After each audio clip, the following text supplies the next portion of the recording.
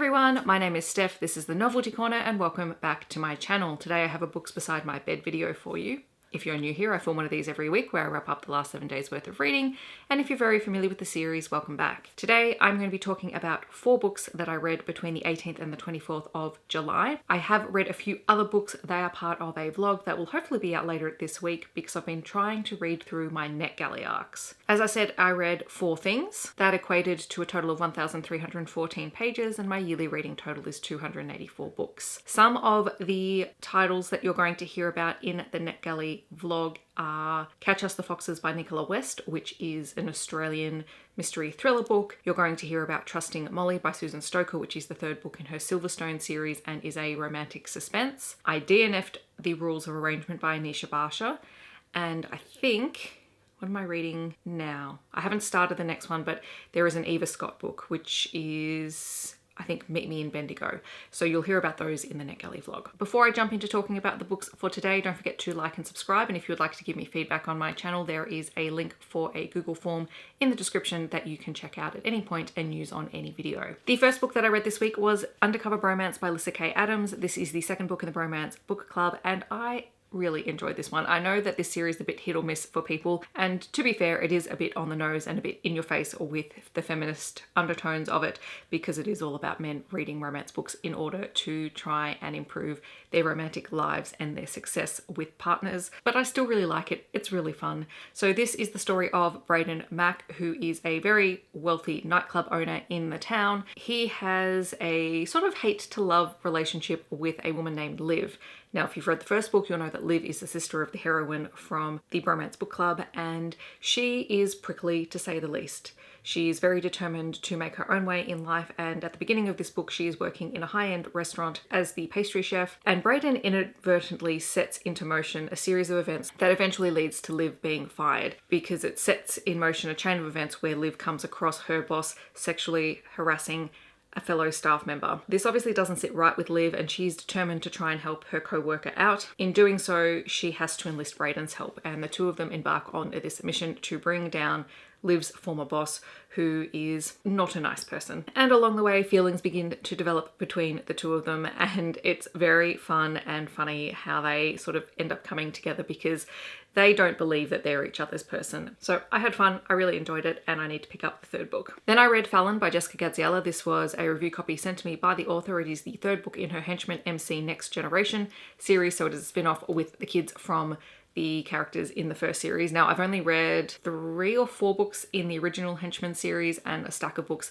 all set in the Neversink Bank world, but I have read all 3 books now in the Henchman Next Gen series. So I'm sort of able to piece together a lot of information in order for these books to make sense, and to be perfectly honest, you could probably read it as a standalone. There's enough information in there for you to grasp what's going on. This is the story of Fallon, who is the son of the former president of the Henchmen, and he has taken over the role as president. And he has a very tumultuous relationship with Danny, who is the female president of a rival motorcycle club that came into town and has caused issues with henchmen in the past. Meanwhile, Danny herself has a whole lot of issues within her MC because she is a woman in a very misogynistic world, and while there are a few people in her club who trust her and who see her as their president, there are also people who could care less whether she succeeds or not and really are waiting for her to fail. And while trying to get away from her club for the night just to get some space, Danny ends up crossing paths with Fallon at a club, and as they both exit the club, they're shot at and they end up having to go into hiding together, and that's where they have their first true moment. And they're really not sure what to do with the fact that they have this sexual attraction to one another. But then things start to go really wrong, and the henchmen are attacked, and Danny keeps being targeted for things as well.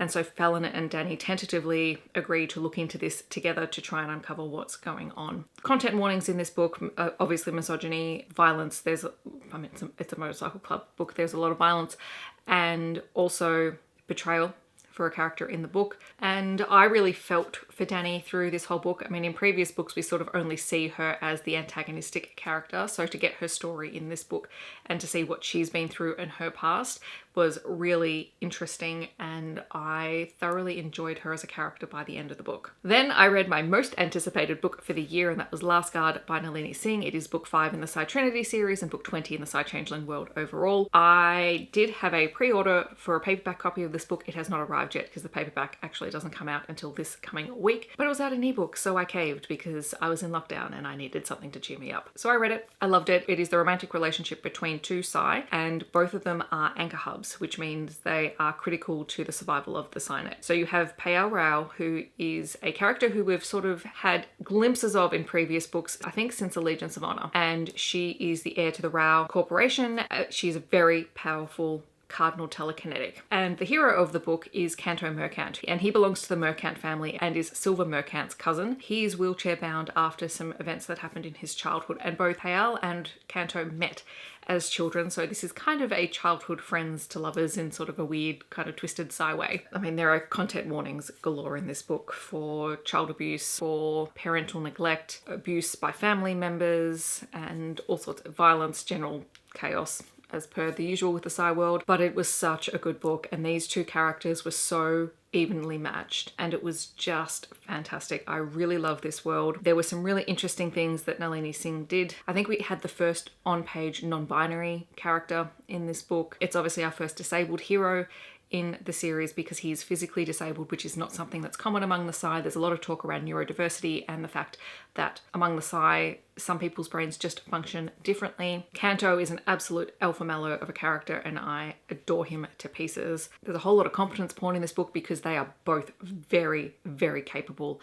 at what they do, and they're not afraid to step up and to take on those roles, and I just adored it. And I cannot wait for my physical copy to arrive, hopefully this week, because I want to do my second read through so I can film my in-depth recap and review. So stay tuned because I'm going to talk more about this book, but I really, really enjoyed it. And the last book that I'm going to talk about today is Felix Ever After by Kaysen Calendar. This was a review copy that I received from Alan and Unwin, so thank you very much to them. It is a young adult contemporary book featuring a trans main character. Felix is black, queer, and transgender, and obviously this is a huge part of his identity, and while he's proud of it, he's also worried that it might get in the way of him ever finding his happily ever after because he's never been in love, but he really wants to be. He's attending an art summer school because he's hoping to create a portfolio in order to get into his chosen arts college at the end of his schooling, but there is sharp competition for that. And one day when he comes in to school, he finds that a whole lot of photos of him from his past with his dead name have been posted in the main corridor.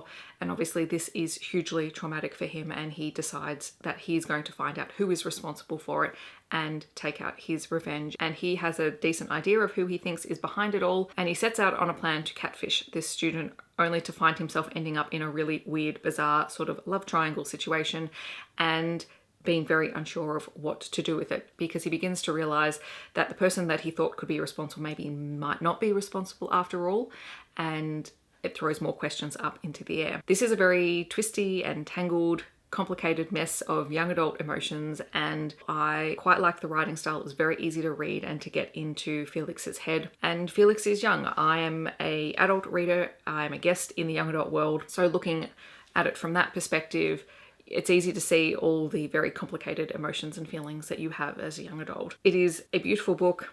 My copy of it is gorgeous. Look at these beautiful sprayed edges, but it's so pretty, and I'm very grateful that I had the opportunity to read this. So those are the books that I read this week. In the comments, let me know if you have read any of these or if you're planning on picking any of them up in the future. Alternatively, you are welcome to let me know what you have been reading over the past 7 days, or if you want to let me know that you're here but you don't want to leave a comment, feel free to leave me any kind of flower emoji that you like. I hope that wherever you are in the world, you're staying safe and healthy, and I will see you in my next video. Thanks so much for watching. Bye everyone.